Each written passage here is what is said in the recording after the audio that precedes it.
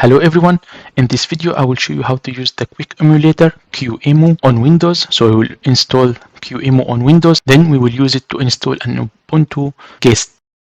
I will be using this Ubuntu guest to show you how to install and set up different tools which I will be using in this channel. Let's start first by downloading QEMU. This is the URL for the quick emulator, qemu.org. Then we go here to download, and then you can see here Windows. In Windows you have two options, so either you follow the setup here and install it from the source code, or you can use the binaries provided by Stefan Weil. I have Windows 64, so I will be going to this link here, and then we download the latest one. At the same time, let's go to the Ubuntu website and let's download Ubuntu, the desktop version. I will not be using version 24 since I already tried it and had the problems with that, so I will go to an alternative version, to a previous version, and I will be using the version 22. We also need an accelerator for Windows. For QEMU, this accelerator will call HaxM. As you can see here, I'm showing you the recommendation from Quick Emulator to install HaxM, and here are the steps how to do that. First, of course, we need to download the binaries. As you can see, the latest are here. Click on it, and then we download the one for Windows. I will collect all these on the D, then we can continue.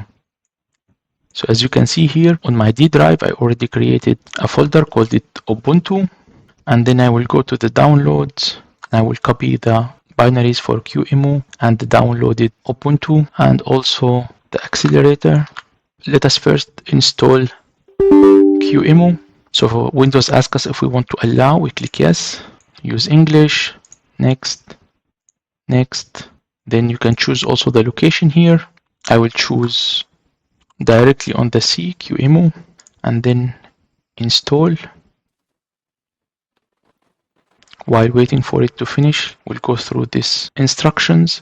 So as you can see, before installing HaxM, we need to make sure that the hypervisor is not active. So for that, we open features, turn on and off Windows features, and we turn the hypervisor off. And you can see now that QEMU is completed. So now after the restart, as you can see, I already opened now Windows feature and the hypervisor is not active now anymore. So the next step is to install the accelerator. So first we unzip it, then install. After the installation has finished, let's now launch a PowerShell and go to our newly created folder called Ubuntu. As you can see, this folder contains the files which we already have now. And let us now create an image. So we'll be using QEMU. I did not put the QEMU in the environment path. That's why I need to use the full path of the QImage. So this program from QEMU create for us an image. I will call this image, this is the type of the image, and this is the name. So it will be here in this folder. So we can put point here, and it will be 40 GB. Now, as you can see, we already have this image added here. Now we will install Ubuntu, and for that, I will be using the command QEMU system x86 and 64. And again, we need to put the full path. We need to put the path to the image. So the image we will be using is Ubuntu 22, and we will be using our newly created image. We'll be also initializing a memory of 8 GB. And putting the monitor to Virtuo and the display to JTK. We will put GL to be on. For the CPU, we'll be using base since we don't know more information about our CPU. And then we'll put display default. Now to use the accelerator, we need to add machine type and the accelerator Hax, as you can see here. And then we click enter. Now, as you can see, a QEMU window pop-ups and give us multiple options. So we will say try or install Ubuntu, and let's give it some time. Now the virtual machine is waiting for our input to continue the installation. So I will choose install Ubuntu, continue. So here we have normal installation and download update. We'll keep that as it is and continue. So the installation type erase disk and install Ubuntu. This is not a problem for me now since the whole disk I created just for this installation. If you want something else, then you can go here and maybe you can partition and then choose multiple partition for different purposes. So write the changes to the disk, continue. Asking about the time zone, continue. So your name, I will choose 8. Computer name, keep it as it is. Password, I will put the password.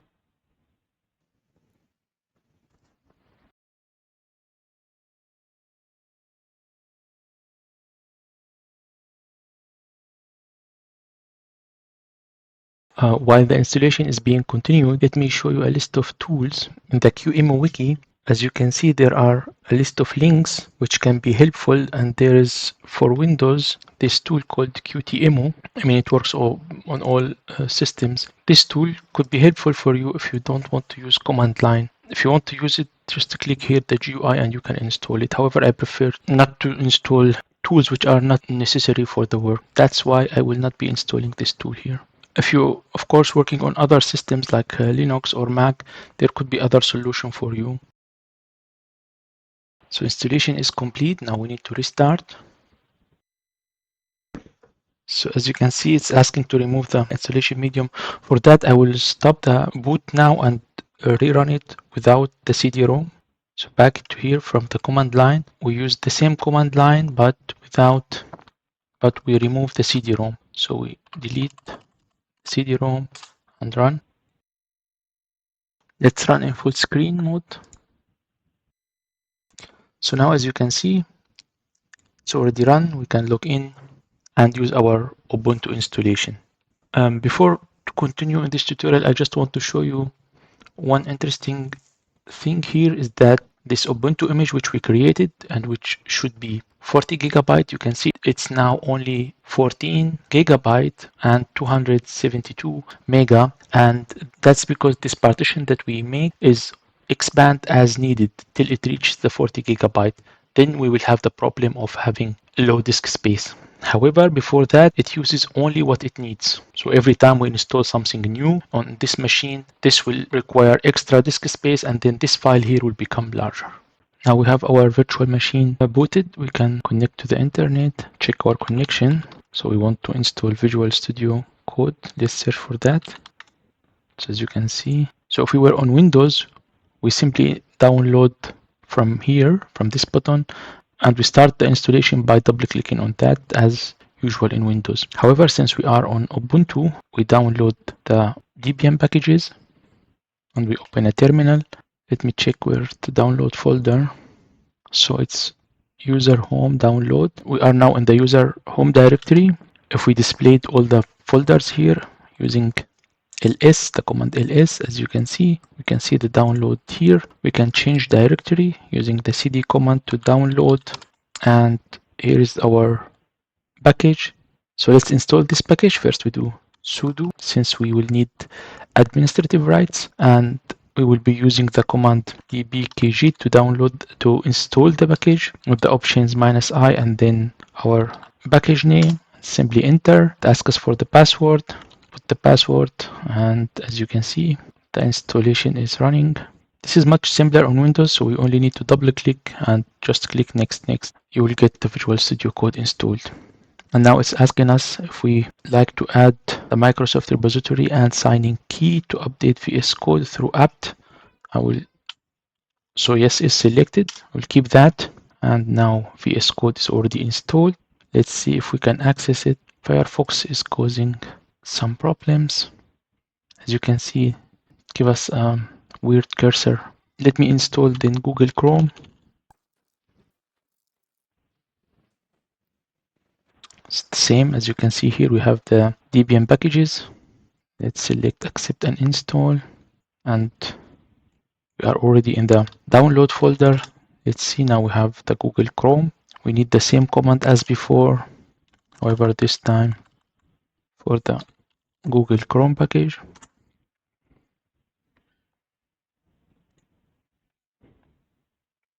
Now it's done.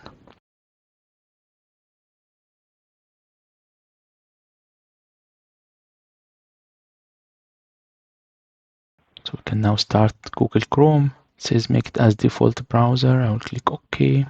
Don't sign. And no thanks. And let me close Firefox. Let's hope that Chrome is causing the same problem. That's weird. Now let's check the Visual Studio Code. We already now have VS Code running. We can click here the right button and click add to favorite. Same here for Google Chrome. And that's it for installing VS Code. Let me install now nodejs. For that, I will be using snap. So let's write snap nodejs. And as you can see, we have here snapcraft.io. I will accept here and go. And in Snapcraft, we now can install Node.js. Let's go now to the store.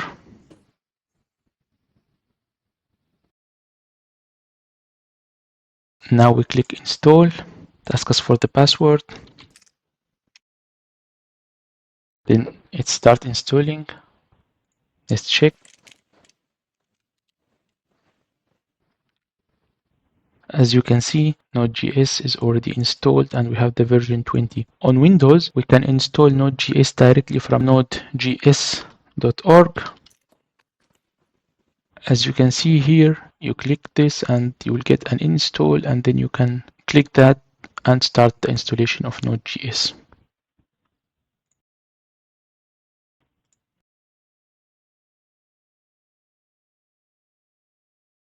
Let us now check our installation. So we do a new terminal. Let us create a React web application. So we'll be using npx create React app. Let's call it React demo, and we will be using npm. Don't worry about this now. I will explain this later. This is just to check our installation and that everything is working. It asks us to install some packages. Let's say yes. As you can see, it's installing the React and React DOM. We will talk about this later in the tutorial. And now the installation is done. Let us run the command ls.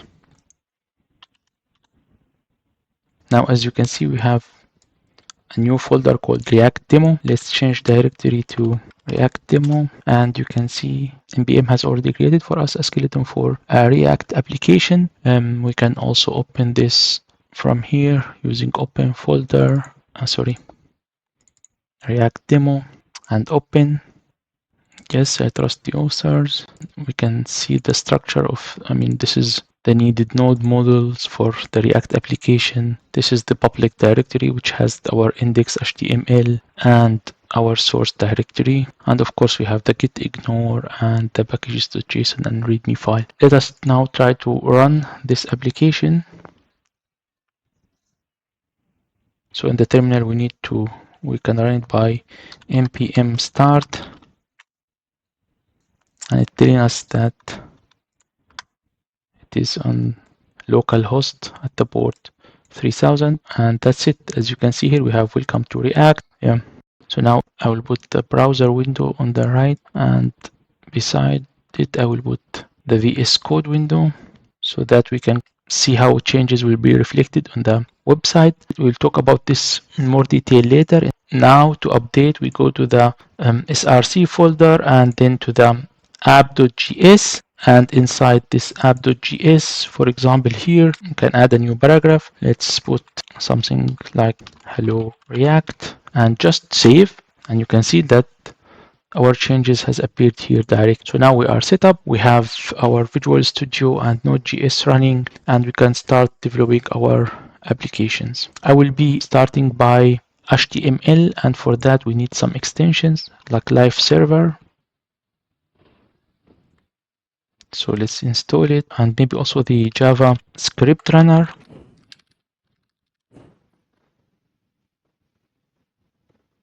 This is how you add extensions for Visual Studio Code. There are, as you can see, many extensions here for anything you need. These extensions they are like add-ons or plugins for VS Code, which add more functionality to it. So for example, this Java code runner will allow us to directly run GS code, and the live server will also allow us to run HTML code directly using the live runner. So that's it for this video. If you like it, please give it a thumb up and subscribe the channel, and I will be seeing you in the next video. Bye.